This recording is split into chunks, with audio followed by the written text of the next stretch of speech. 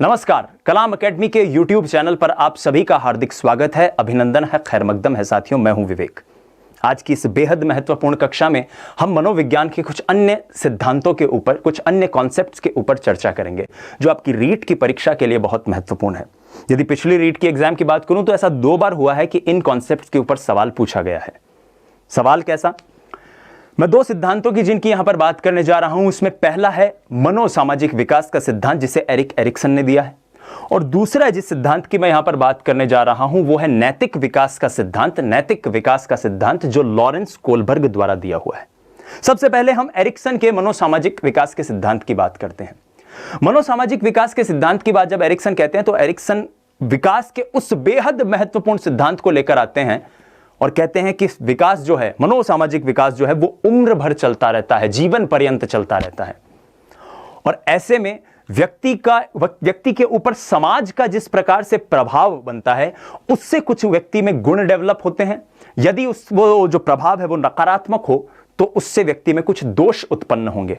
और इन्हीं की बात बहुत ही इंटरेस्टिंग, बहुत ही मनोरंजक, बहुत ही रोचक, बहुत ही दिलचस्प बात कही है एरिक एरिक्सन साहब ने। एरिक्सन साहब कहते हैं कि 8 चरण हैं, व्यक्ति के जीवन से शुरू होते हैं और आगे तक चलते रहते हैं। सबसे महत्वपूर्ण बात मैं विद्यार्थियों को यहां पर बता दूं कि आप डिफरेंट पाठ्य पुस्तकों में पढ़ेंगे तो हो सकता है उसके लिए अलग अलग शब्द, अलग अलग वर्ष, अलग अलग वय अवस्था दी हुई हो। इसको लेकर आपको घबराना बिल्कुल भी नहीं है। जैसे मान लीजिए पहली अवस्था की हम बात करें जो विश्वास बनाम अविश्वास की अवस्था है, कई जगहों पर वो 12 महीने दी हुई है, कई जगहों पर वो 15 महीने दी हुई है, कई जगहों पर वो 1 साल दी हुई है, कई जगहों पर 2 वर्ष भी दी गई है। इसको लेकर आपको परेशान नहीं होना है। ज्यादा महत्वपूर्ण क्या है कि वो दरअसल विकास की कौन सी अवस्था से मेल खाता है, यह हमें क्लिक होना चाहिए। यदि हमने इसको क्लिक कर लिया तो आप बहुत आसानी से इस टॉपिक के सवालों का जवाब दे सकते हैं। जैसे 2017 रीट में एक क्वेश्चन आया था कि एरिक्सन के अनुसार बच्चों का मनोसामाजिक विकास 8 चरणों में होता है, जिसकी हमने बात की थी। अब एक कक्षा 3 का छात्र है और यह छात्र 9 वर्ष के आसपास है, तो बताइए कि विकास के किस चरण से यह मेल खाएगा। हम इस पे ना जाते हैं ऑप्शन पे, हमें सबसे पहले यह जानना है जो बात मैंने कही थी। देखिए 9 वर्ष नहीं लिखा है परीक्षक ने लिखा है 9 वर्ष के आसपास। इसलिए आप जब भी पढ़ें भी अपने स्तर पर तो कंफ्यूज ना हो कि मैंने कहीं यहां पर पढ़ा था तो वहां पर 12 महीने लिखा हुआ था, यहां पर मैंने पढ़ा था तो वहां पर 1.5 साल लिखा हुआ है। ऐसा बिल्कुल भी आपको नहीं कंफ्यूज होना है। आइए सबसे पहले इस सिद्धांत को समझते हैं, उसके बाद इन सवालों को करेंगे। बहुत आसानी से हम इन्हें हल कर पाएंगे। और इसे करने के लिए मैं एक बहुत दिलचस्प सी वीडियो आप लोगों के बीच में, आप विद्यार्थियों के बीच में लेकर आया हूं, और इस वीडियो के जरिए हम समझने की कोशिश करते हैं कि एरिक्सन का सिद्धांत आखिर कहता क्या है। एरिक्सन का जो मनोसामाजिक विकास का सिद्धांत है वो कहता है कि बच्चे का विकास शैशवावस्था से चालू होता है, 0 एज का जब वो होता है, 0 एज का होता है, वहां से चालू होता है, और लोगों का उसके ऊपर जो असर है वो पड़ता है। धीरे धीरे उसका विकास होता है और अंत तक यानी वृद्धावस्था तक आते आते उसका विकास परिपूर्ण हो जाता है। पहली अवस्था जो एरिक्सन कहते हैं वो है आपकी विश्वास बनाम अविश्वास। इस अवस्था को कहा जाता है विश्वास बनाम अविश्वास। आइए समझने की कोशिश करते हैं क्या है विश्वास बनाम अविश्वास की अवस्था।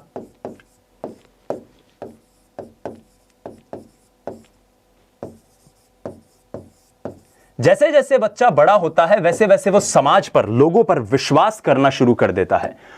उसकी मां उसका किस तरह से ध्यान रख रही है, क्या उसे भोजन पर्याप्त समय पर मिल पा रहा है या नहीं मिल पा रहा है, इस सब का उस पर अनुकूल असर पड़ता है। मां अगर अच्छे से ध्यान रख रही है तो उसका विश्वास बढ़ेगा, मां पर बढ़ेगा तो समाज के अन्य लोगों पर भी उसका विश्वास बढ़ेगा। और अगर यह विश्वास नकारात्मक हो, उसका ध्यान नकारात्मक रखा जाएगा तो वो धीरे धीरे अविश्वास की स्थिति उसमें डेवलप होगी, जो जीवन पर्यंत उस पर रिफ्लेक्ट होगी, उसमें जो जीवन पर्यंत उसमें नजर आएगी। जब हम दूसरी अवस्था में आते हैं तो वो अवस्था आती है आपकी स्वायत्तता बनाम शक या संदेह। स्वायत्तता बनाम शक या फिर संदेह। स्वायत्तता बनाम शक या संदेह। टॉयलेट एक्टिविटीज को इसमें एरिक्सन ने सबसे ज्यादा महत्वपूर्ण बताया है। टॉयलेट एक्टिविटीज कि बच्चा किस तरह से शौचालय का इस्तेमाल करता है और शौचालय के इस्तेमाल की जो स्वायत्तता उसमें डेवलप होती है, वो स्वायत्तता किस तरह से उसके विकास में फायदा पहुंचाती है, उसको विकास में उसका योगदान करती है। ऐसे में यदि बच्चा टॉयलेट एक्टिविटीज का इस्तेमाल करते हुए उसके माता पिता उसको एनकरेज करेंगे, प्रोत्साहित करेंगे, तो उसका फायदा होगा। यदि उसे प्रोत्साहित नहीं किया जाता है, यदि उसे प्रोत्साहित नहीं किया जाएगा, तो उसमें धीरे धीरे अपने आप को लेकर शक, अपने आप को लेकर संदेह की भावना डेवलप होगी, संदेह की भावना विकसित होगी, और ये उसके लिए नुकसानदेह साबित होगी। और आप देखिए, ये जो अवस्था भी थी, ये अर्ली चाइल्डहुड की अवस्था थी। ये अर्ली चाइल्डहुड की अवस्था, जिसको हम प्रारंभिक बाल्यावस्था की जो अवस्था है उसको कहते हैं।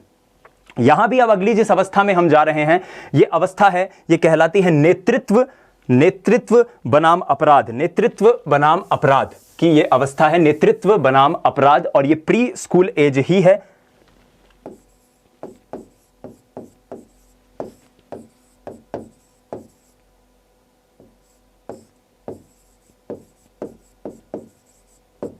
क्या कहती है ये अवस्था, आइए समझते हैं इस छोटे से वीडियो फॉर्मेट से।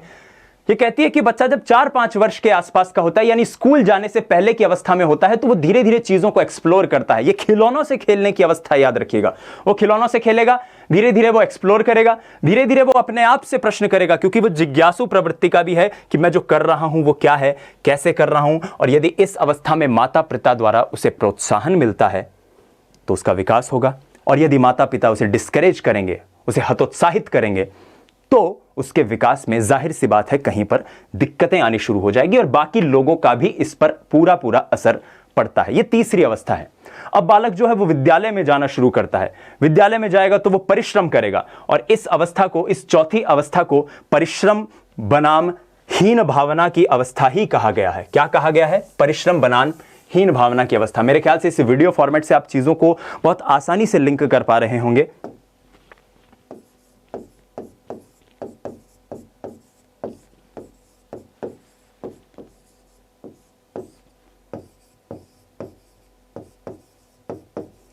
बच्चा जैसे जैसे विद्यालय में आता है, लोगों के संपर्क में आएगा, लोगों के संपर्क में आएगा तो बहुत सारे खेल खेलना शुरू करेगा। वो विद्यालय की एक्टिविटीज में भाग लेगा, वो स्पोर्ट्स में भाग लेगा, वो स्कूल की प्रतियोगिताओं में भाग लेगा, भाषण प्रतियोगिता, डांस प्रतियोगिता, और इन सब एक्टिविटीज को करने पर, ये सारी चीजें करने पर यदि उसे प्रोत्साहन मिलता है, यदि समाज उसको स्वीकार करता है, तो ये परिश्रम की भावना उसमें डेवलप होती है। कौन सी अवस्था में? विद्यालय की अवस्था में, स्कूल एज में, 5 से लेकर 12 वर्ष के आसपास की जो अवस्था है। लेकिन यदि उसे हतोत्साहित किया जाएगा इस अवस्था में, तो धीरे धीरे उसके अंदर हीन भावना का विकास होगा।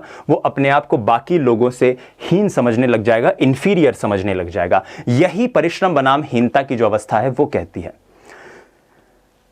इसके बाद जो अवस्था आती है वो अवस्था है आपकी identity versus role confusion. Identity versus role confusion, पहचान बनाम संभ्रांति की अवस्था। पहचान बनाम संभ्रांति की अवस्था, कई कई पाठ्यपुस्तकों में इसे अलग नाम से भी दिया जाता है। हम इसे समझने की कोशिश करते हैं कि क्या है ये अवस्था।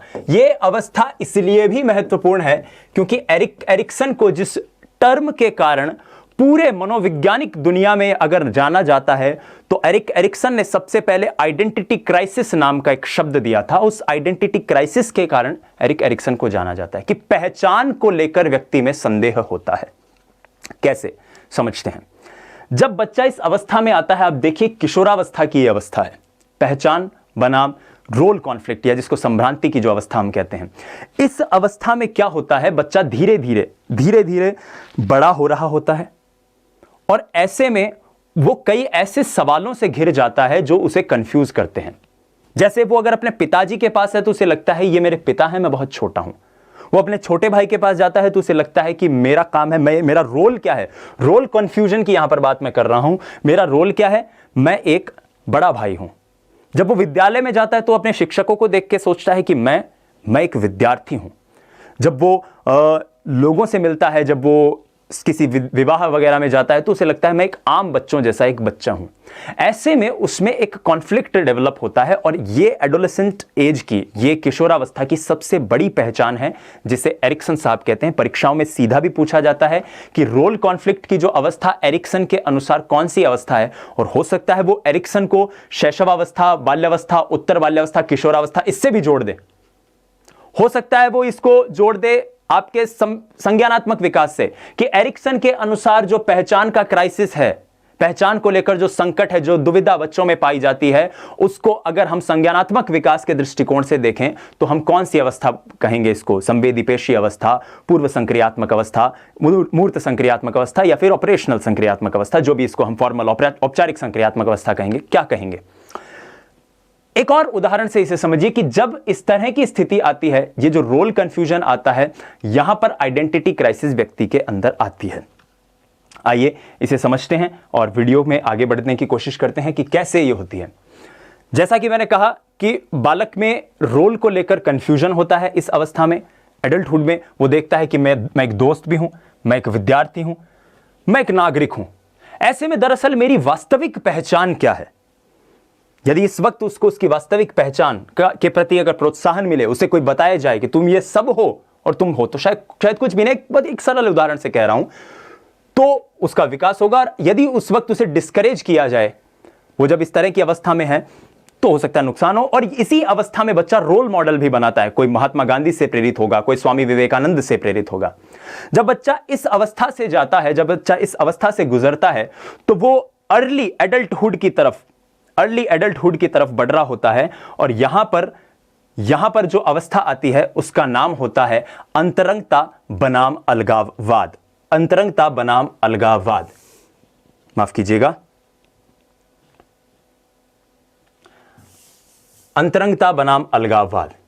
इस अवस्था में बच्चा रिश्ते बनाना शुरू करता है, क्योंकि उसके पहचान का जो संकट था वो पिछली अवस्था में जा चुका है। और इस पहचान के संकट के जाने के कारण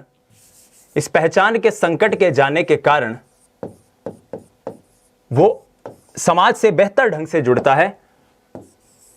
आइए जानने की कोशिश करते हैं कैसे।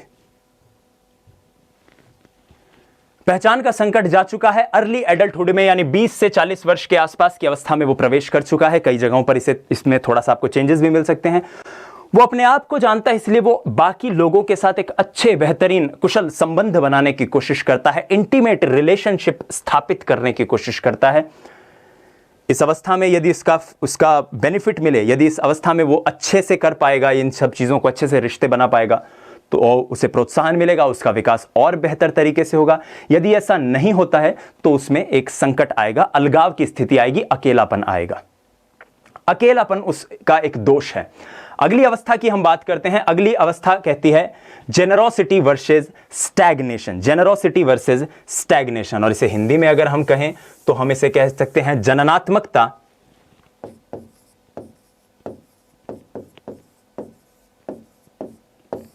जननात्मकता बनाम स्थिरता।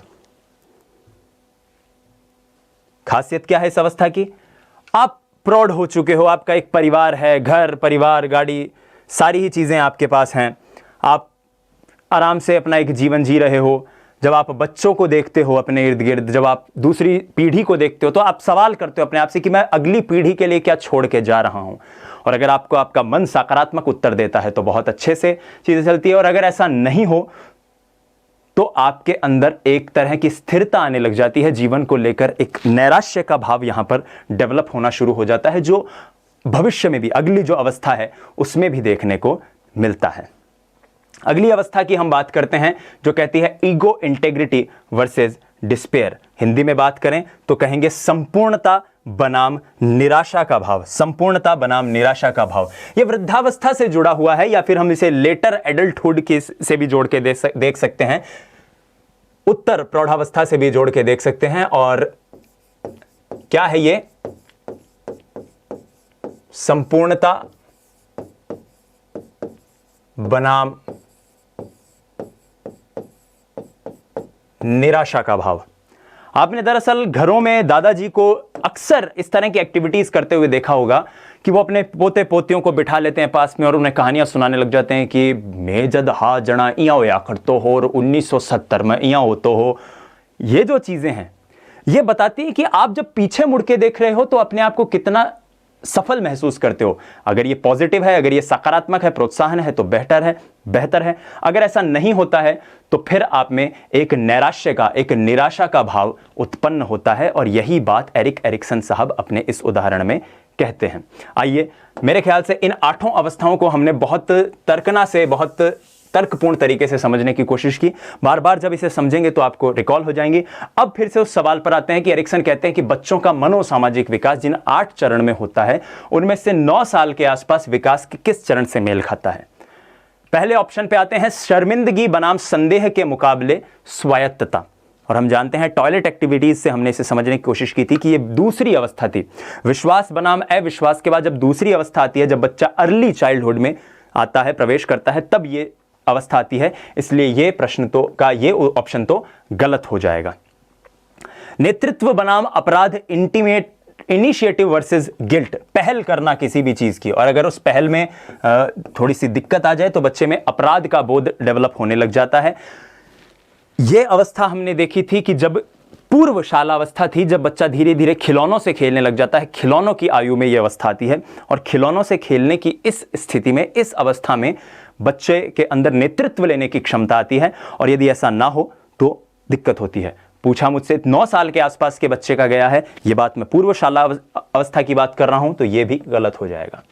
अंतरंगता बनाम अलगाव, अंतरंगता मैं जानता हूं कि जब हमने बात की थी किशोरावस्था के समापन के आसपास की जो बात की थी, जब बच्चा रोल कॉन्फ्लिक्ट जो होता है, आइडेंटिटी क्राइसिस जो होता है, पहचान को लेकर जो उसके अंदर एक दुविधा होती है, डिलेमा होता है, उससे जब बाहर निकल जाता है, उस अवस्था से जब बाहर निकल जाता है, तब अंतरंगता की अवस्था आती है, तब वो रिलेशन बनाता है, तब वो सामाजिक रिश्ते बनाता है, सामाजिक संबंध बनाता है, तो ये भी गलत हो जाएगा।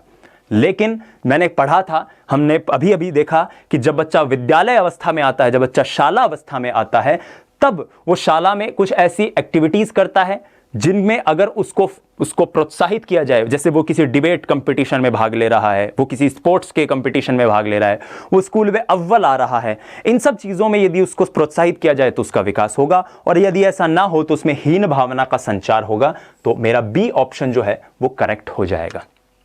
एक चीज़ मैं यहां पर सभी विद्यार्थियों को रोकते हुए समझाने की कोशिश करूंगा, चेष्टा करूंगा कि मेरे साथियों, हो सकता है कई बार जब हमने पाठ्य पुस्तकों में भी देखा है कि सवाल, और परीक्षा में भी कई परीक्षाओं में ऐसा सवाल पूछा गया है कि वो एक व्यक्ति के सिद्धांत को दूसरे व्यक्ति के सिद्धांत से लिंक कर देते हैं।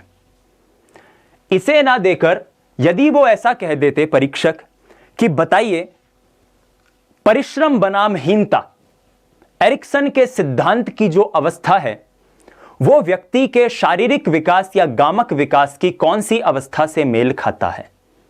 सरल सा सवाल, मैं एक अलग ढंग से आपके सामने सवाल को उत्पन्न करने की कोशिश कर रहा हूं ताकि अब तक जो हमने पढ़ा हम उनको इंटरलिंक करें। मैंने मनोविज्ञान की पहली कक्षा में ही कहा था कि मनोविज्ञान गणित जैसा नहीं है कि हमने एक चीज को पढ़ा और उसी के आधार पर सब कुछ सरल हो गया। हमें बार बार चीजों को लिंक करना होगा। हम बार बार जब चीजों को लिंक करेंगे, एक दूसरे से जोड़ेंगे, अपने आप से सवाल करेंगे, तब जाकर हम उस जगह तक पहुंचेंगे जहां 30 के 30 सवाल हमारे सही होंगे। आइए, क्या चीज कह रहे हैं कि परिश्रम बनाम हीनता जो एरिक्सन ने बात कही थी, यदि इस बात को, इस अवस्था को मैं शारीरिक अवस्था या गामक अवस्था के किसी चरण से परिभाषित करना चाहूं तो शारीरिक विकास या गामक विकास के कौन से चरण में या कौन सी अवस्था में मुझे ये देखने को मिलेगा। 4 ऑप्शन है, शैशवावस्था, पूर्व बाल्यावस्था। आप भी सब विद्यार्थी जो इस वक्त ये वीडियो देख रहे हैं जरूर कमेंट करके अपने आप को बताइए, अपने साथियों को बताइए। शैशवावस्था, प्रारंभिक बाल्यावस्था, उत्तर बाल्यावस्था या फिर किशोरावस्था। सोचिए, जाहिर सी बात है, हमने कहा था कि विद्यालय के में जब बच्चा जाता है तब इस तरह की घटनाएं उसके साथ होती है, तब इस तरह की अवस्था आती है, तो जाहिर सी बात है इसका उत्तर हो जाएगा नेतृत्व बनाम माफ कीजिएगा परिश्रम बनाम हीनता। सिमिलरली क्वेश्चन पूछ लिया जाए कि बच्चे में जब नेतृत्व बनाम अपराध की अवस्था का विकास होता है एरिक्सन के अनुसार, तो शारीरिक विकास की या गामक विकास की कौन सी अवस्था इसे कहेंगे। ए टोली अवस्था, बी शाला पूर्व अवस्था, सी आपकी शाला अवस्था, या डी इनमें से कोई नहीं। तो जाहिर सी बात है नेतृत्व बनाम अपराध बच्चे का प्रारंभिक बाल्यावस्था में या पूर्व बाल्यावस्था में या 2 से 5 वर्ष, 2 से 6 वर्ष के आसपास होता है, तो जाहिर सी बात है ये खिलौनों से खेलने की एज है, ये टोली पूर्व अवस्था है, ये आपकी पूर्व शालावस्था है, और इस हिसाब से आप इस प्रश्न का उत्तर दे सकते हैं। यहां पर हमने एरिक्सन को समझने की कोशिश की, मेरे ख्याल से आप सभी विद्यार्थियों को क्लियर हुआ होगा। आइए आगे बढ़ते हैं, और एरिक्सन के बाद अब जिस तरह से आप इस स्लाइड में देख भी रहे, हमने बहुत अच्छे से इसे समझने की कोशिश की थी कि विश्वास बनाम अविश्वास, स्वायत्ता बनाम लज्जा, नेतृत्व बनाम अपराध, परिश्रम बनाम हीनता किस किस वर्ष तक चलती है? जन्म से 1 वर्ष तक, 1 से 3 वर्ष तक। नेतृत्व बनाम अपराध 3 से 5, कई जगह पर यह 2.5 वर्ष भी दिया हुआ है। परिश्रम बनाम हीनता, परिचय बनाम संभ्रांति, अंतरंगता बनाम अलगाववाद, जननात्मकता बनाम स्थिरता, संपूर्णता बनाम निराशा। और जब आप इनको शारीरिक विकास की अवस्था से या फिर संज्ञानात्मक विकास की अवस्था से जब इन्हें लिंक करेंगे, तो आप पाएंगे कि जो सवालों में जो वर्ष दिए हैं ये कोई मायने नहीं रखते। आप इनको अपने हिसाब से क्लिक कर सकते हैं कि अच्छा, जब ये बात कही जा रही है तो ये कौन सी अवस्था होगी, जब ये बात कही जा रही है तो ये कौन सी अवस्था होगी। और कल भी हमने नैतिक तर्कना शक्ति के एक प्रश्न से देखा था कि ये कौन सी अवस्था में विकसित होता है, और जाहिर सी बात है इसका उत्तर हम चेक कर सकते हैं, क्लियर कर सकते हैं। हम चाहें तो हम शारीरिक अवस्था की उस अवस्थाओं से, उन चरणों से देख सकते हैं, और चाहें तो हम संज्ञानात्मक विकास के चरणों से भी देख सकते हैं। यही बात एरिक्सन के मनोसामाजिक सिद्धांत पर भी लागू होती है। इसके बाद, एरिक्सन के बाद हम बात करेंगे, माफ कीजिएगा कुछ छूट गए थे, परिश्रम बनाम हीनता जो शाला की अवस्था थी, जिस पर प्रश्न भी आया था। परिचय बनाम संभ्रांति, ये किशोरावस्था का सबसे महत्वपूर्ण विशेषता है, किशोरावस्था की सबसे महत्वपूर्ण चरण है किशोरावस्था का। अंतरंगता बनाम अलगाववाद, जैसे जैसे वो 20 से 40 वर्ष के आसपास, यानी वो धीरे धीरे टीनेज से ऊपर जाने लग जाता है। जननात्मकता बनाम स्थिरता, इसको भी हमने पढ़ा था कि जेनरेटिविटी वर्सेस स्टैग्नेशन। परिवार होगा तो बच्चे को खुशी होगी, वो व्यक्ति संपन्नता का महसूस करेगा, वो देखेगा कि आने वाली पीढ़ियों के लिए, आने वाली जनरेशंस के लिए, अपने बच्चों के लिए मैं क्या छोड़ के जा रहा हूं, क्या किया मैंने उनके लिए। और अगर ऐसा नहीं होगा तो उसमें एक स्थिरता का भाव आएगा। और अंतिम अवस्था जो इसकी बताई गई है वो संपूर्णता बनाम निराशा। वो बच्चा पीछे मुड़कर, वो व्यक्ति पीछे मुड़कर देखता है कि इतने 50-60 साल की जिंदगी मैंने जी ली, मैंने क्या खोया, क्या पाया। यदि वो सकारात्मक रहता है उसका दृष्टिकोण कि हाँ बहुत अच्छा किया यार, नौकरी करी और रिटायरमेंट ले लिया, बढ़िया है, बच्चों की शादी कर ली, गंगा ना लिया, ये जो चीज़ें हैं ये तो होती है। और अगर उसे लगता है कि नहीं ये एक दुख रह गया, ये नहीं कर पाए, वो नहीं कर पाए, तो बच्चे में, उस बुजुर्ग व्यक्ति में निराशा का भाव आता है। यही बात एरिक्सन का मनोसामाजिक सिद्धांत कहता है। आइए एरिक्सन के बाद अब हम जानते हैं नैतिक विकास को, नैतिक विकास की उन अवस्थाओं को जिन अवस्था के बारे में लॉरेंस कोलबर्ग कहते हैं। नैतिक विकास के बारे में पढ़ने के लिए सबसे ज्यादा जरूरी है कि हमें पहले यह पता हो कि नैतिकता होती क्या है। यदि यह नहीं पता है तो हम कई बार किताबों को पढ़ लें, कॉन्सेप्ट्स को पढ़ लें, चीज़ों को याद भी कर लें, परीक्षा में शायद सफल भी हो जाएं, लेकिन चीज़ें क्लियर नहीं हो पाती हैं। इसलिए जानना जरूरी है कि नैतिकता शब्द का आखिर अर्थ क्या है। देखिए, नैतिकता कोई वस्तुनिष्ठ चीज़ नहीं है कि मैं ऐसे कह दूं कि ये आदमी 3 किलो नैतिक है या ये आदमी 5 लीटर नैतिक है। वस्तुनिष्ठ नहीं है नैतिक। नैतिक एक आत्मनिष्ठ चीज़ है, व्यक्ति से व्यक्ति पर निर्भर करती है। व्यक्ति की सोच, व्यक्ति का जीवन, व्यक्ति का विकास, व्यक्ति का विद्यालय, व्यक्ति की शिक्षा, इन सबके ऊपर नैतिकता उसकी निर्भर करती है। और इन सबसे धीरे धीरे धीरे धीरे यह पता चलता है कि वो व्यक्ति कितना नैतिक है। ये व्यक्ति से व्यक्ति पर भी निर्भर करती है। हो सकता है मेरे लिए जो नैतिक हो वो आपके लिए ना हो सकता है आपके लिए जो नैतिक हो वो मेरे लिए ना हो। एक उदाहरण से देखते हैं, जैसे आप में से कई लोग जब बाइक वाइक से ट्रैवल करते हैं, गाड़ियां लेके जाते हैं, अब तो खैर लॉकडाउन चल रहा है, तो कुछ लोग बोलते हैं कि अरे क्या हेलमेट लगाना पड़ेगा, चलो यहीं कौन पकड़ेगा। लेकिन कुछ लोग कहते हैं कि नहीं यार, हेलमेट चाहे पकड़े ना पकड़े लेकिन लगाना तो ज़रूरी है, हमारी सुरक्षा हमारे हाथ में। हेलमेट हम पुलिस से बचने के लिए, ट्रैफिक पुलिस से बचने के लिए नहीं लगा रहे हैं, हेलमेट हम अपने जान की सुरक्षा के लिए लगा रहे हैं। ये दो व्यक्तियों का अलग अलग कॉन्फ्लिक्ट है, अलग अलग उस चीज़ को लेकर विचार है, और यही बताता है कि उस व्यक्ति की किसी भी चीज़ को लेकर नैतिकता कैसी है। जैसे इंटरकास्ट मैरिज, हमारे यहाँ थोड़ा सा उसको अनैतिक मान लिया जाता है कि आप दूसरे समाज में शादी नहीं कर सकते या इस तरह की प्रेम विवाह नहीं कर सकते। जब हम किसी और ऐसे समाज में जाते हैं, जब हम मॉडर्न सोसाइटी में जाते हैं, जब हम पाश्चात्य संस्कृति की ओर जाते हैं, वेस्टर्न कल्चर में, वेस्टर्न कंट्रीज में जाते हैं, तो बहुत इसको सामान्य मान लिया जाता है। वहाँ इसमें कोई दिक्कत ही नहीं है। हमारे यहाँ मॉरल वैल्यूज़ हैं कि यार भाई हमारा समाज है, हमारी नैतिकता है, यहाँ किया हो जाएगो, ये सारी चीज़ें नैतिकता के अंतर्गत आती हैं। नैतिकता हमेशा एक प्रश्न लेकर आएगी, एक डिलेमा लेकर आएगी, एक दुविधा लेकर आएगी। यदि दुविधा नहीं है, यदि सवाल नहीं है, तो आप यह नहीं कह सकते कि कोई चीज नैतिक है या नहीं है। और लॉरेंस कोलबर्ग ने भी नैतिकता को जब डिफाइन किया, नैतिकता के ऊपर जब बच्चों को समझाया, जब वो नैतिकता के ऊपर प्रयोग किए, उन्होंने नैतिक विकास के ऊपर प्रयोग किए, तो वो ऐसी ही कहानियां, ऐसे ही किस्से लोगों के सामने लेकर लाके रख देते थे।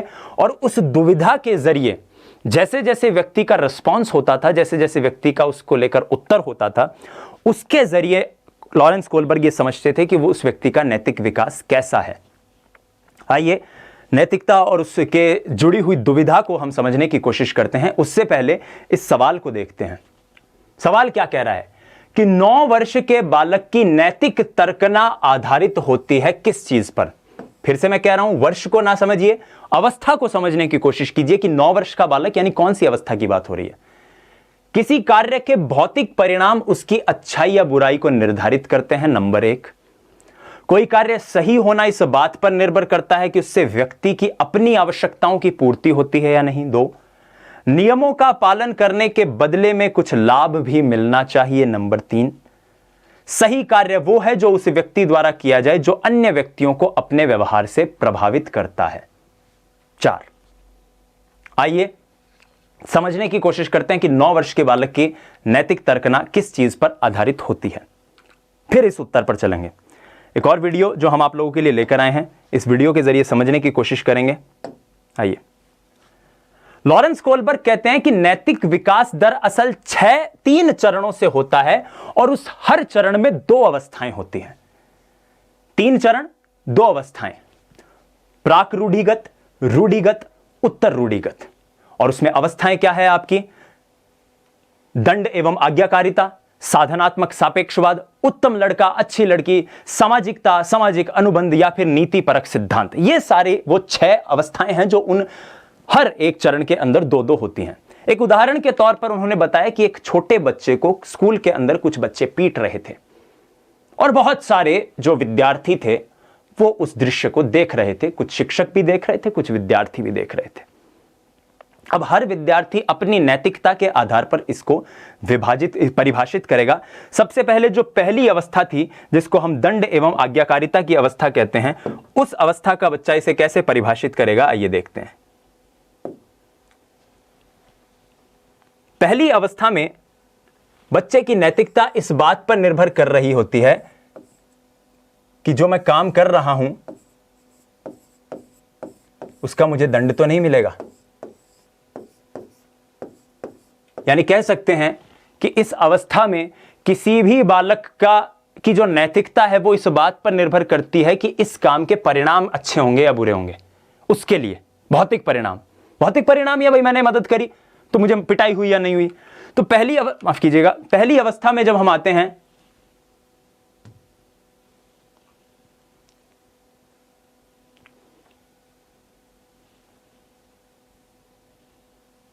इस बच्चे को पीटा जा रहा है और ये जो इस बच्चे का एक दोस्त है ये इस दृश्य को देख रहा है। ये देख रहा है कि इसे ये बचा तो लेगा लेकिन बचाने के बाद इसे दंड दिया जाएगा, इसके पापा इसको मारेंगे, तो ये रुक जाता है। और यही पहली अवस्था है। जब हम दूसरी अवस्था में जाते हैं तो दूसरी अवस्था कहती है साधनात्मक सापेक्षवाद की बात।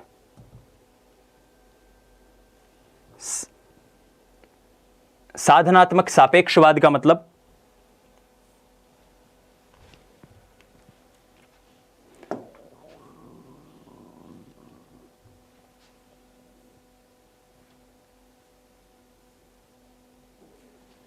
साधनात्मक सापेक्षवाद का मतलब इस बालिका से है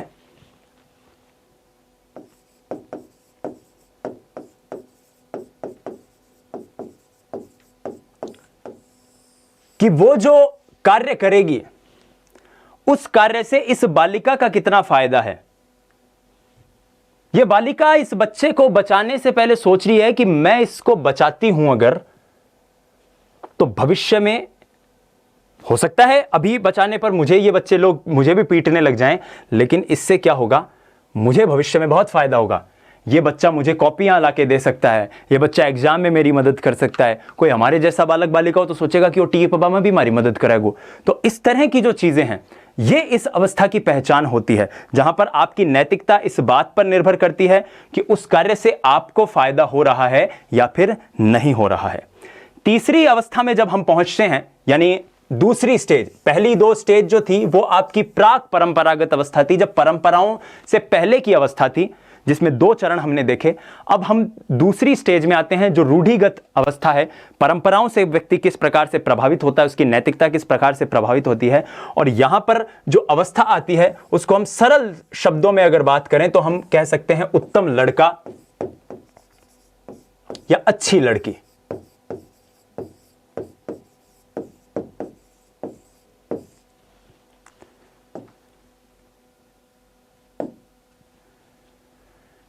ये बच्ची है जो देख रही है इस बच्चे को पिटते हुए, इसे लगता है मैं इसे बचा तो लूंगी, लेकिन अगर मैंने लड़ाई में कूद गई, मैंने इसको बचाया, तो बाकी आसपास के लोग क्या बोलेंगे कि यार ये अच्छी लड़की नहीं है, ये लड़ाई करती फिरती है, कितनी गंदी लड़की है। और इससे व्यक्ति की नैतिकता जो है वो प्रभावित होती है। नैतिकता उन परंपराओं से, उन सामाजिक परंपराओं से प्रभावित होती है जिस तरीके से समाज हम व्यक्तियों को, किसी भी व्यक्ति को देखता है। चौथी अवस्था आती है, यानी रूढ़िगत अवस्था के अंदर आपकी दूसरी अवस्था, और कहने का अभिप्राय है टोटलिटी में चौथी अवस्था, जिसे हम authority and maintaining social order भी कहते हैं, सोशल ऑर्डर भी कहते हैं। और सरल भाषा में कहें तो हम इसे सामाजिक क्रम की उन्मुखता भी कह देते हैं। सामाजिक क्रम की उन्मुखता का अर्थ है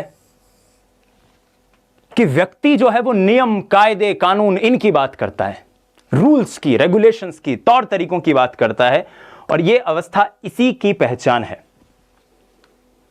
एक व्यक्ति जो इन दोनों लड़ते हुए लोगों के बीच में आ गया और उसने कहा कि ए, लड़ो मत। भाई क्यों मत लड़ो? क्योंकि स्कूल में लड़ना मना है। स्कूल के अंदर, स्कूल कोई लड़ने की जगह नहीं है, स्कूल पढ़ाई करने की जगह है। इसका मतलब इससे पहले की जो अवस्था थी उसमें बच्चा ये देख रहा था कि समाज मेरे बारे में क्या सोचेगा, और दूसरी अवस्था में इसी परंपरागत की वस्तु स्थिति में भी ये व्यक्ति देख रहा है कि अच्छा, समाज किन रूल्स से, किन कानून कायदों से चलता है, और ये उन्हीं का हवाला दे रहा है। इसके बाद आप तीसरे चरण पर पहुंचते हैं, जिसको उत्तर रूढ़िगत अवस्था कहते हैं।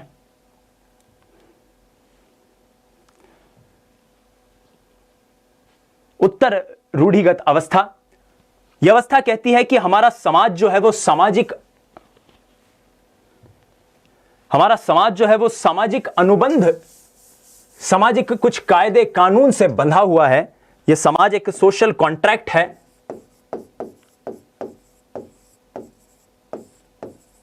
लेकिन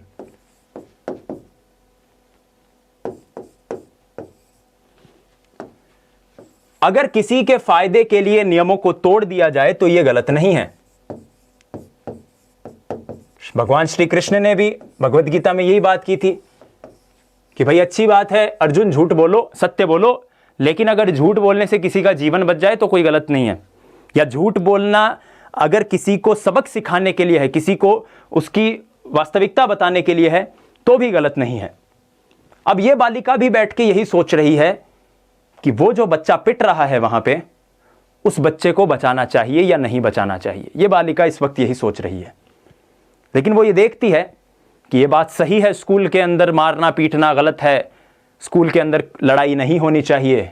लेकिन ये वही बच्चा है जिसने कुछ दिनों पहले किसी अन्य बच्चे को परेशान किया था, किसी अन्य बच्चे को दुख पहुंचाया था, और ऐसे में इस बालक को सबक मिलना बहुत जरूरी है। यदि इसे सबक मिल रहा है तो यह बेहतर है। अंतिम अवस्था, छठी अवस्था जो आती है, जो नीतिपरक सिद्धांतों की बात कहती है, जो सामाजिक उद्देश्यों से ऊपर उठकर जो मनुष्य के जो उद्देश्य हैं उनकी बात करती है। इस नीतिपरक अवस्था पर अपन आके देखते हैं। नीतिपरक सिद्धांतों की अवस्था,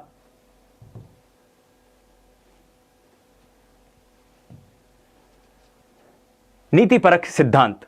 नीतिपरक सिद्धांत के बारे में खुद लॉरेंस कोलबर्ग ने खुद कहा है कि यह अवस्था ऐसी अवस्था है जहां तक बहुत कम लोग पहुंच पाते हैं अपने जीवन में। बहुत कम लोग।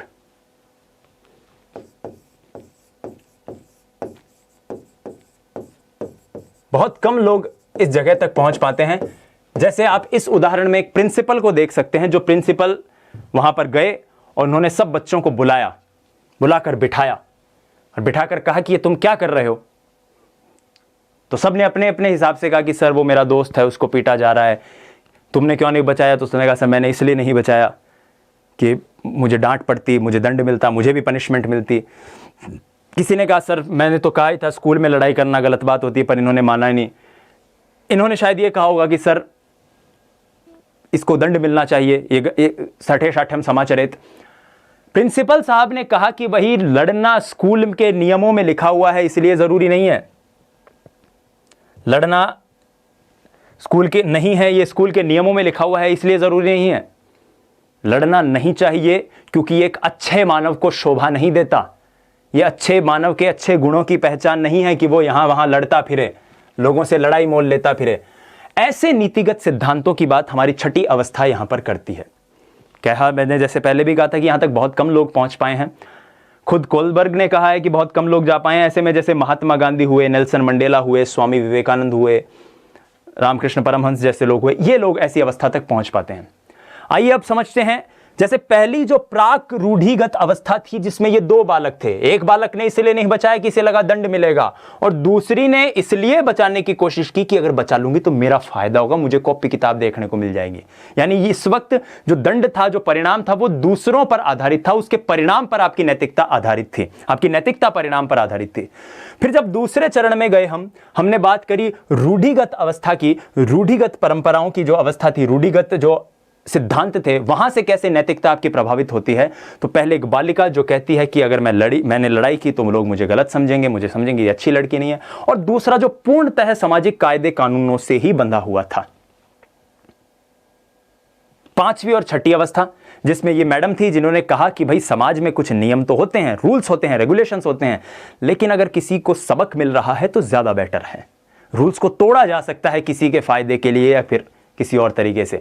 और छठी अवस्था में जो यहां पर ये जो थे प्रिंसिपल साहब, इन्होंने कहा कि नहीं, मनुष्य कोई समाज नहीं, कोई किताब नहीं, कोई रूल बुक नहीं, कोई देश नहीं, लेकिन मनुष्य के खुद के कुछ ऐसे प्रिंसिपल और आदर्श होते हैं जिन आदर्शों को उसे फॉलो करना चाहिए, जिन आदर्शों को उसे मानना चाहिए। इस प्रकार से इन्होंने इन 6 चरणों में और इन 3 अवस्थाओं में पूर्ण रूप से इस चीज को समझाने का प्रयास किया। लॉरेंस कोलबर्ग जो स्वयं अमेरिकी मनोवैज्ञानिक थे, वो ऐसी ही अवस्थाओं पे बात करते थे। खुद जीन पियाजे से बहुत ज्यादा प्रभावित थे। जीन पियाजे का जो नैतिक विकास का सिद्धांत था, संज्ञानात्मक विकास का सिद्धांत था, उससे ज्यादा प्रभावित थे। और अक्सर किशोरावस्था के, बाल्यावस्था के बच्चों को बुला के उनके सामने ऐसी कहानियां रखते थे, और कहानियों के जिस तरह से बच्चे जवाब देते थे, उन दुविधाओं के जिस तरह से बच्चे जवाब देते थे, जैसे अभी अभी हमने एक कहानी देखी, उसके आधार पर वो बच्चों के नैतिक विकास को परिभाषित करते थे।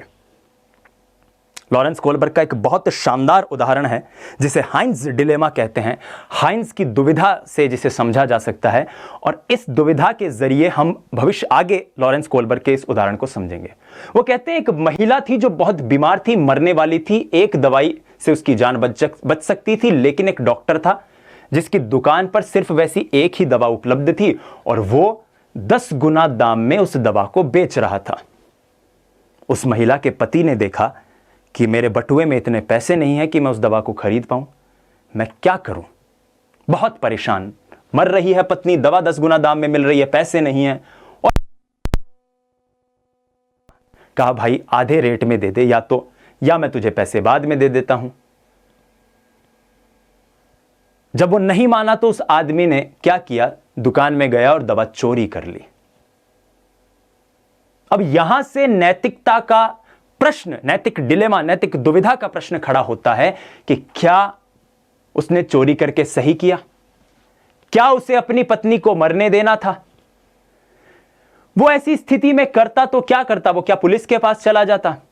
या पुलिस को क्या करना चाहिए? ज्यादा दाम पर बेचने वाले दवाई के दुकानदार को क्या जेल में ले जाना चाहिए?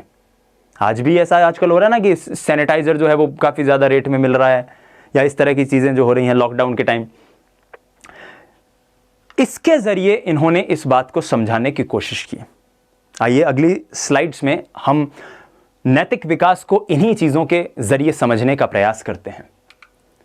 कोलबर्ग का नैतिक विकास जो है, जाहिर सी बात है, हमने अभी देखा कि कोलबर्ग का नैतिक विकास बहुत सारी चीजों से प्रभावित होता है, और कोलबर्ग के नैतिक विकास के 3 चरण बताए गए हैं। पहला, प्राक रूढ़िगत नैतिक तर्कना का स्तर, ऐसा स्तर जो रूढ़ियों से पहले का हो। परंपराएं, समाज जिन परंपराओं से गवर्न्ड हैं, उन परंपराओं को समझने से पहले की अवस्था हो। दूसरी अवस्था जो उन्होंने कहा, दूसरा चरण जो उन्होंने कहा रूढ़िगत नैतिक तर्कना का स्तर, कि आपकी तर्क शक्ति जो है वो परंपराओं से परिभाषित होती हो या परंपराओं से प्रभावित होती हो।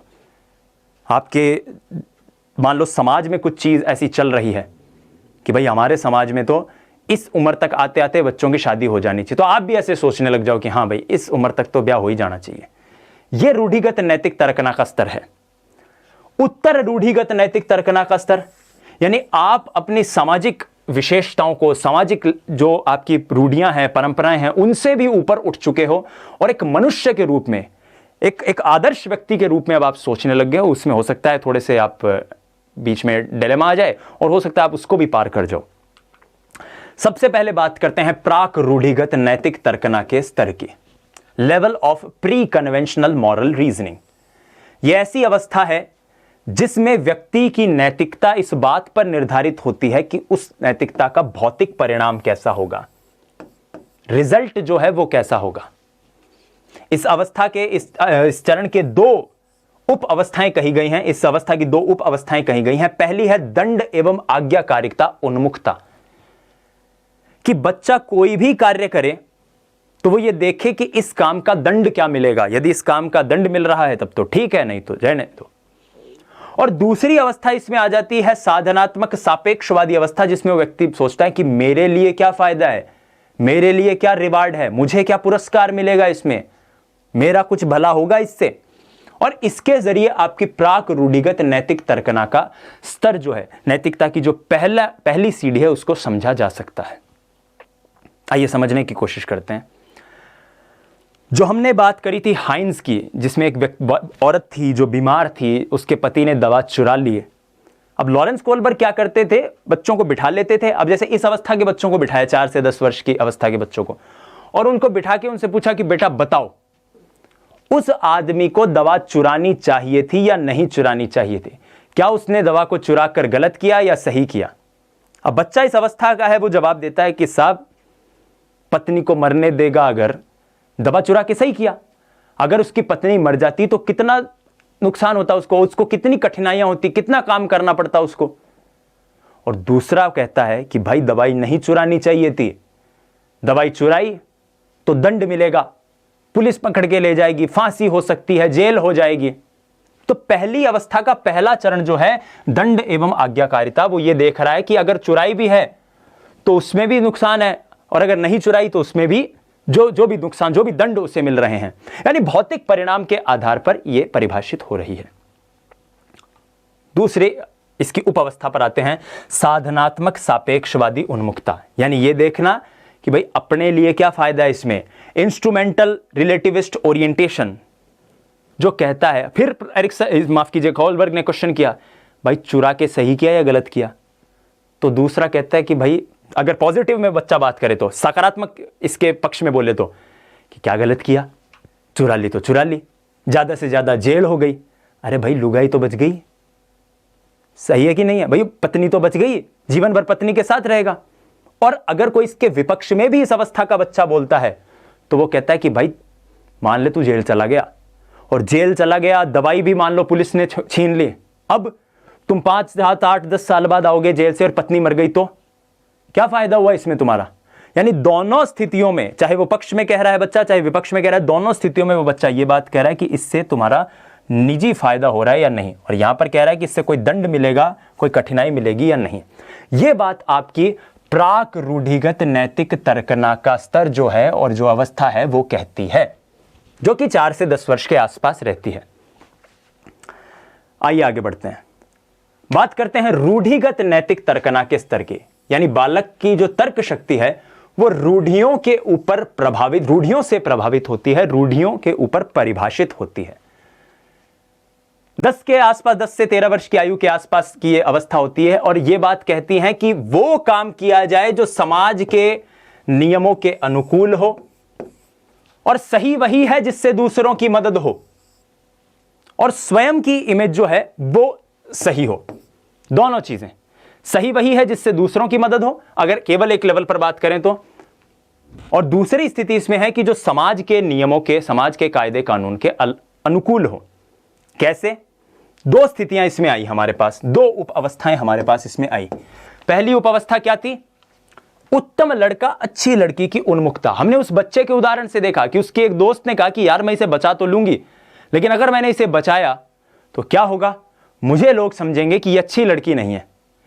समाज के नियमों के अनुकूल नहीं है ये। समाज के नियमों के अनुकूल इसलिए नहीं है क्योंकि समाज बोलेगा कि ये अच्छी लड़की नहीं है, लोग क्या सोचेंगे मेरे बारे में। एक टर्म आती है ना, लोग क्या कहेंगे। इस अवस्था में व्यक्ति की जो तर्कना है वो इस बात पर प्रभावित होती है, उस बात से प्रभावित होती है, उस बात से निर्भर करती है।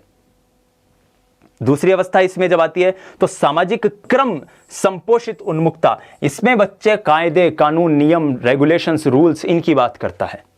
अब जब उस हाइंज के उदाहरण से हम इसे समझने की कोशिश करें कि हाइंज ने क्या कहा था, तो हाइंज ने जो कहा था और उत्तम लड़का अच्छी लड़की की जो अवस्था आई आपकी, उस अवस्था में एक आदमी बोलेगा कि भाई चुरा ले। उसे अगर कोलबर्ग पूछे कि भाई दवाई चुरानी चाहिए या नहीं चुरानी चाहिए, तो कोलबर्ग को वो बच्चा जवाब देगा कि साहब चुरानी चाहिए। अरे भाई अच्छा पति कैसे साबित होगा? पत्नी क्या बोलेगी कि तुम अच्छे पति नहीं हो। यानी समाज क्या सोचेगा, पत्नी क्या सोचेगी, इसके ऊपर उसकी जो व्यवस्था है, उसका जो तर्क शक्ति है, वो उसके जो नैतिकता है, वो इसके ऊपर डिपेंड कर रही है, प्रभावित हो रही है। और इसके नेगेटिव्स में अगर जाके सोचें तब भी वो बच्चा यही कहेगा कि उसे नहीं चुरानी चाहिए। दुनिया क्या कहेगी, दुनिया अपराधी समझेगी, दुनिया बोलेगी कैसा आदमी है, चोरी कर ली इसने। यानी आपकी तर्क शक्ति, आपकी नैतिकता, आपकी मोरालिटी इस बात पर प्रभावित हो रही है कि लोग क्या कहेंगे, समाज क्या कहेगा, समाज के नियम कायदे क्या कहेंगे, क्योंकि समाज तो नियम कायदों से बंधा हुआ है। फिर जब सामाजिक व्यवस्था कुछ ज्यादा ही व्यक्ति के ऊपर प्रभावित हो जाती है, चौथी अवस्था जो आती है जिसको हम सामाजिक क्रम संपोषित उन्मुखता की अवस्था कहते हैं। जब व्यक्ति रूल, कायदे, कानून की बात करता है, हमने जो बच्चे के उदाहरण में देखा था कि जो चौथा आदमी आता है और बोलता है स्कूल के अंदर लड़ाई मत करो, स्कूल पढ़ने की जगह है, लड़ने की जगह नहीं है। याद है ना, पहले बच्चे ने तो कहा था कि अगर बचा लूंगा तो मुझे भी पिटाई होगी और मुझे घर वाले भी मारेंगे। दूसरी बच्चे ने कहा था कि बचा लेते हैं, बचाएंगे तो ये बच्चा हमें भविष्य में फायदा करेगा। यानी जो आपके परिणाम आपके फायदे के लिए कितने हो रहे हैं। तीसरी अवस्था जिसमें हमने अभी अभी देखा, एक लड़की ने सोचा था उस अवस्था में कि अरे यार इसे बचा तो लेती हूं, लेकिन अगर इसे बचा लिया तो क्या होगा, मुझे लोग समझेंगे कि ये कैसी लड़की है, लड़ाइयां करती फिरती है। और चौथी अवस्था में बच्चा आके बोलता है कि ए स्कूल के अंदर कोई नहीं लड़ेगा।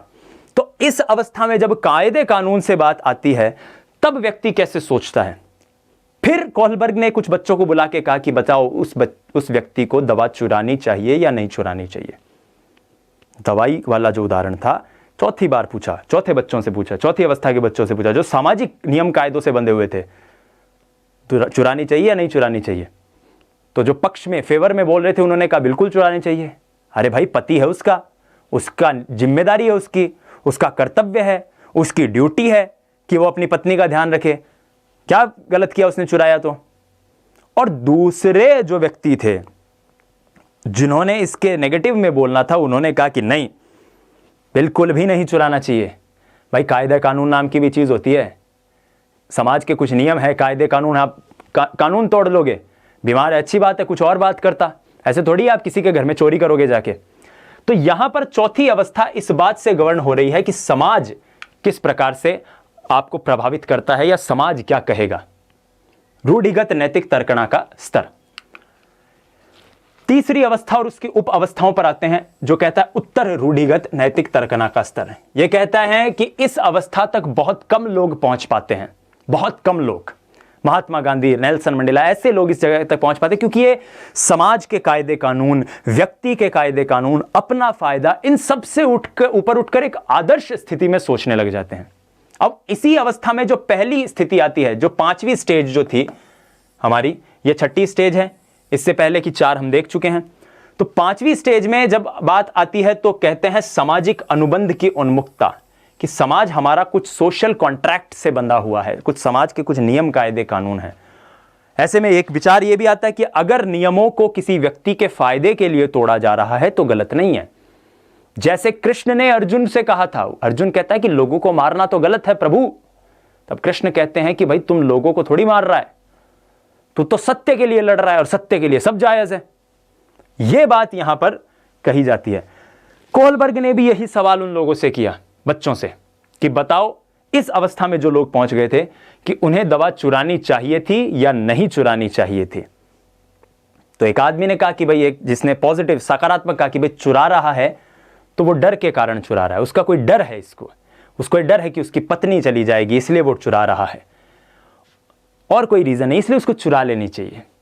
और जो नहीं चुराने के पक्ष में थे, जो विपक्ष में थे, वो कह रहे थे कि भाई चुरा तो लो, अच्छी बात है, लेकिन अपनी प्रतिष्ठा खो दोगे, समाज के अंदर प्रतिष्ठा खो दोगे, सारी चीजों को खो दोगे, इमेज जो है, इमेज खो दोगे तुम अपनी। ये बात, क्योंकि समाज एक सोशल कॉन्ट्रैक्ट से बंधा हुआ है ना। ये अवस्था इससे पहले की जो अवस्था थी उसके जैसी ही है। यहां पर व्यक्ति थोड़ा सा अपने आप को लेकर सोचने लग जाता है कि आप उन नियमों को तोड़ सकते भी हो या नहीं। पहले की अवस्था में हमने देखा था कि नियम तोड़ने ही नहीं है। यहां पर व्यक्ति कह रहा है कि चलो तोड़ लो, उसको डर लग रहा है इसलिए चुरा ली उसने। यह चीज है। और अंतिम अवस्था जो यूनिवर्सल एथिकल प्रिंसिपल्स की बात करती है, जो कहती है यूनिवर्सल नीतिपरक जो सिद्धांत हैं उनकी बात कहती है। और नीतिपरक सिद्धांत कैसे, वो हमने देखा था एंड में एक प्रिंसिपल ने जब बच्चों को आके कहा कि स्कूल के नियमों में लिखा हुआ है या नहीं लिखा हुआ है कोई फर्क नहीं पड़ता, लड़ाई करना अपने आप में बुरी बात है इसलिए मत लड़ो। ये अवस्था तक बहुत कम लोग जा पाते हैं। और इस अवस्था में अगर उस बच्चे से सवाल किया, जैसे कोहलबर्ग हर व्यक्ति से दवाई वाली क्वेश्चन कर रहे थे, तो कहा कि भाई उसे चुरानी चाहिए या नहीं चुरानी चाहिए, तो एक ने कहा कि भाई चुरा लेनी चाहिए, पक्ष में बोलने वालों ने, फेवर में बोलने वालों ने, क्योंकि अगर वो नहीं चुराएगा तो वो जिंदगी भर अपने आप को माफ नहीं कर पाएगा, क्योंकि उसकी वजह से उसकी पत्नी की डेथ हो गई, पत्नी का देहांत हो गया। और जो विपक्ष में कह रहे थे वो कह रहे थे कि भाई उसे नहीं चुरानी चाहिए, अगर उसने चुरा ली तो वो जीवन भर आईने में अपने आप को नहीं देख पाएगा, अपने आप से नजर नहीं मिला पाएगा, वो अपने आप को कभी ईमानदार नहीं कह पाएगा। तो इस तरह से हमने देखा कि किस तरह से व्यक्ति की जो नैतिक तर्कना है, नैतिक तर्क शक्ति है, वो चीजों से प्रभावित होती है, उसका प्रभाव कैसे व्यक्ति के ऊपर पड़ता है। अंतिम अवस्था में हमने देखा कि ये उच्चतम स्तर है नैतिकता का। इससे पहले की अवस्था में हमने देखा था कि तीसरी अवस्था जो थी जिसमें उत्तम लड़का, अच्छी लड़की, और चौथी अवस्था में हमने देखा था कि कायदे कानून से व्यक्ति बंधा हुआ है। पहली अवस्था में हमने देखा था कि दंड से व्यक्ति बंधा हुआ है, कि दंड जो है, किसी काम को करने से अगर मुझे पनिशमेंट मिल रहा है तो मैं नहीं करूंगा, पनिशमेंट मिल रहा है तो तर्कना मतलब वो नैतिक नहीं है। और दूसरी अवस्था में वो देखता है कि इसमें अपना फायदा हो रहा है या नहीं हो रहा। आइए अब उस सवाल को देखते हैं जो कोहलबर्ग से जुड़ा हुआ है, आरटेट 2012 में पूछा गया है।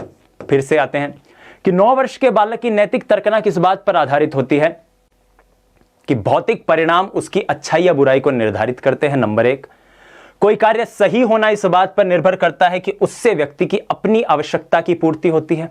2, नियमों का पालन करने के बदले कुछ लाभ भी मिलना चाहिए। नंबर 3, सही कार्य वो है जो उस व्यक्ति द्वारा किया जाए जो अन्य व्यक्तियों को अपने व्यवहार से प्रभावित करे।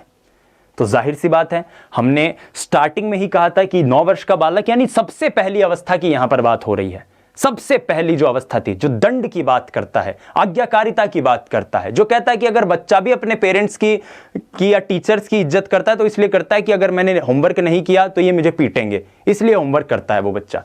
तो इस प्रश्न का उत्तर हो जाएगा ऑप्शन ए, किसी भी कार्य के भौतिक परिणाम उसकी अच्छाई या बुराई को निर्धारित करते हैं। फिजिकल रिजल्ट्स जो उस कार्य के हो रहे हैं उससे उस कार्य का अच्छा या बुरा होना पता चलता है। आइए अगले सवाल को देखते हैं। बहुत सरल सा सवाल है, आरटेट 2015 में यह पूछा गया है। सवाल क्या था कि 20वीं शताब्दी को बालक की शताब्दी कहा जाता है। यह बात किसने कही थी? बहुत से क्वेश्चन आते हैं जो सीधे परिभाषाओं से जुड़े हुए आते हैं और उन परिभाषाओं से जुड़े हुए सवालों को हमें कर लेना चाहिए। हालांकि थोड़े से रटने से जुड़े होते हैं, रटना पड़ता है उनको, लेकिन ये फायदा मिलता है इस चीज का। तो 20वीं शताब्दी को बालक की शताब्दी कहा जाता है। अब ज्यादातर विद्यार्थी जानते हैं इस प्रश्न के उत्तर को। Option C is the correct answer. Option C इसका सही जवाब है, crow and crow. Crow and crow ने कहा है कि 20वीं शताब्दी बालक की शताब्दी है। विकास का एक अधिनियम है, अगला प्रश्न देखते हैं जो आरटेट 2012 से ही आया है। विकास का अधिनियम है कि विकास प्रतिमान के विभिन्न काल में खुशियां भिन्न भिन्न होती हैं। यह सवाल विकास के सिद्धांत का है, एक तरह से रिवीजन के लिए मैं आप लोगों के लिए ले आया हूं। इस अधिनियम के अनुसार, माफ कीजिएगा, अधिनियम के अनुसार जीवन का प्रथम वर्ष सबसे अधिक खुशी का काल होता है। बिल्कुल। वयसंधि काल और जीवन का प्रथम वर्ष भी जीवन सबसे अधिक खुशी का काल होता है। वयसंधि काल जीवन का सबसे अधिक दुखी काल होता है। जीवन का प्रथम वर्ष सबसे अधिक खुशी और वयसंधि काल सबसे अधिक दुखी का काल होता है। हमने जब विकास के सिद्धांत पढ़े थे तो हमने एक बात पढ़ी थी अंतिम सिद्धांत में, आप याद कीजिए, हमने पढ़ा था कि हर अवस्था की खुशी अलग अलग होती है। आज की अवस्था में बात करें तो ऐसा होता है कि खुशी जो है वो बहुत सारी चीजों से प्रभावित होती है और क्षणिक होती है। मान लीजिए मैंने कुछ बहुत मेहनत करके पैसा कर्जा लेकर पढ़ाई करी अपनी, और मैं किसी परीक्षा में सफल हो गया, मुझे खुशी तो होगी, लेकिन उस वक्त दिमाग में एक और चीज आ जाएगी कि यार कर्जा भी उतारना है। ऐसे में इस खुशी को आप कह नहीं सकते कि वो आप पूर्णतः अंतर्मन से खुश हो। इसलिए जो बचपन की अवस्था होती है, जीवन का पहला अवस्था, माफ कीजिएगा, शैशवावस्था जो होती है, वो जीवन का सबसे अधिक खुशी का काल होता है। और वयसंधि का काल, जब प्यूबर्टी स्ट्राइक करती है व्यक्ति को, यह सबसे ज्यादा दुख का काल होता है, क्योंकि इस वक्त व्यक्ति में कुछ ऐसे परिवर्तन होते हैं जो उसे समझ में नहीं आते। एडोलेसेंस एज के जो ऐसे परिवर्तन होते हैं जो उसको समझ में नहीं आते, और धीरे धीरे जिनसे वो डील करता है, जिस तरह से वो उन परिवर्तनों से जूझता है, लड़ता है, उसको अंदर ही अंदर कहीं ना कहीं दुखी करते जाते हैं। इसलिए इस प्रश्न का उत्तर हो जाएगा ऑप्शन डी। जीवन का प्रथम वर्ष सबसे अधिक खुशी का काल होता है और वयसंधि काल सबसे अधिक दुख की अवस्था होती है। यहां पर कुछ सवाल जो हमने लिए थे, मेरे ख्याल से आपको आज जो दो कॉन्सेप्ट हमने समझे वीडियोग्राफ्स के जरिए, क्वेश्चन आंसर्स के जरिए, इन कहानियों के जरिए आपको बिल्कुल पसंद आए होंगे, समझ में भी आए होंगे, मैं ऐसी उम्मीद करता हूं। बाकी के लेक्चर्स हमारी प्लेलिस्ट में आपको मिल जाएंगे। मैं लेता हूं विदा, मिलूंगा आपसे अगले लेक्चर में। तब तक के लिए धन्यवाद, जय हिंद, नमस्कार, स्वस्थ रहें, प्रसन्न रहें, शुक्रिया।